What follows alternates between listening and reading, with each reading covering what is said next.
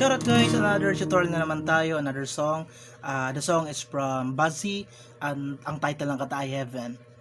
So for the chords, we have 2 to 3 parts. Kung di ako nagkakamali, 2 to 3 parts for the chords. And we have simple strumming pattern guys. At bago natin simulan ulit, before we start, sa mga naghanap ulit ng manipis na string, check lang Shopee links sa baba guys, sa mga Shopee links.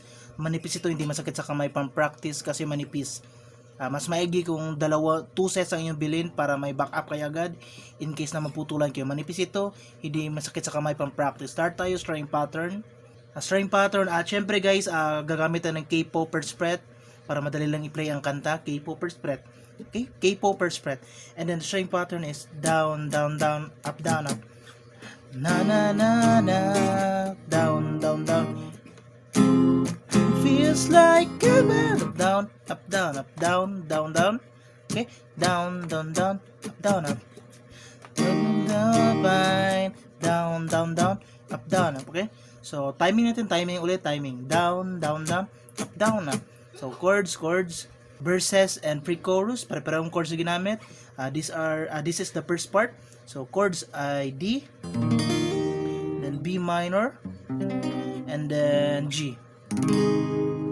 Okay, so let's play with string pattern. Play natin kasama string pattern. Intro, verse 1 na diretso, verse 1. Na na na, up down, down, B minor, then G.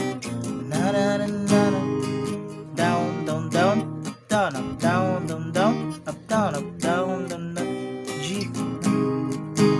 I try, na na, up down, down, down, down, na na, down. Okay?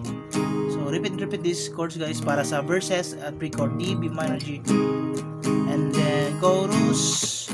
Pakita ko ng chords. I'll show the chords first. Feels like a bell.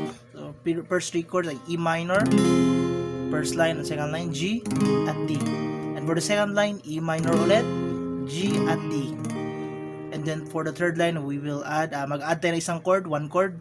E minor, G, D, at isang A sus. So, mula dito, ganyan natin fingers para sa, okay, D, A sus. Para sa third line. So, play natin. First line. Feels like a bell. First line. Hold D. Na na na na. Second line. Feels like a bell. Hold D ulit, hold lang ng D. Then third line, add tayo na isang chord, add. It's like a banana. Then A sus. Okay. And then last line, like a banana. Hold on D. Okay. So yan ang lahat ng chords para sa chorus part. First line E minor G D, second line E minor G D, and then third line E minor G D. We'll add 1 chord A sus. Then last line or fourth line E minor G D, hold D. And then after that, repeat lang verse. Na na na na na na na na na. So repeat these chords guys.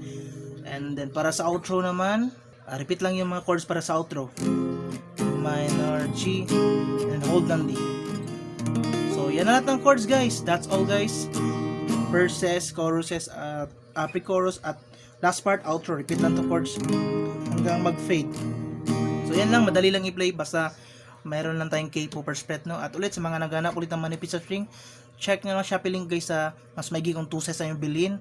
Dahil hindi masakit sa kamay ito. Maganda pang practice kasi manipis. Hanggang dito muna video natin. See you sa mga next na uploads.